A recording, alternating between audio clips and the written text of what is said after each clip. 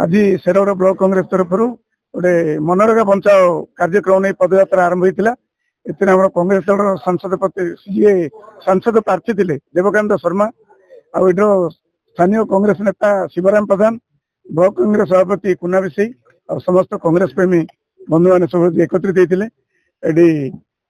आगामी दिन में कांग्रेस को किन संगठित कराव बीजेपी किन हटाइबा कार्यक्रम प्रस्तुत है से समस्त गाँ गाँ बुली सचेतन करने कार्यपंथा स्थिर करने निष्पत्ति है।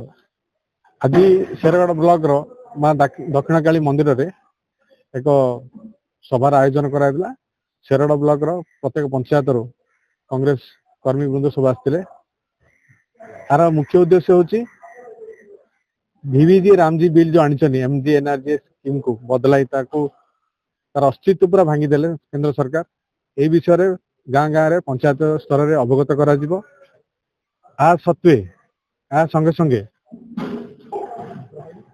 चाषी मान को जो हैरान करा धान मंडी रे धान चाष मान धान उठू ना आज पर्यंत।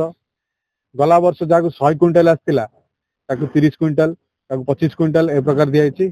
यार कारण भी दवा पड़ो जानी शुणी सरकार धानर उत्पादन मात्रा कमु बोली सार पीड़िया ठीक समय देले नहीं एवं इलेक्ट्रिसिटी उपरे भी आमर आलोचना होती एवं यही सब मुद्दा को नहीं जो सब मुद्दारे विषय उपरे सी गला वर्तमान सरकार 2024 साधारण निर्वाचन रे प्रतिश्रुति दे सरकार को आसते सी प्रतिश्रुति रक्षा कर पारु ना।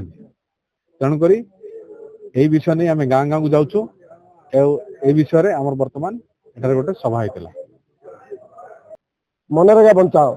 ए मनरेगा बचाओ पदयात्रा और पथतंत्र सभा आम प्रत्येक पंचायत आरंभ आज आम शेरगढ़ ब्लॉक शेरगढ़ ठारे आम मनरेगा बचाओ अभियान पदयात्रा आरंभ कलु।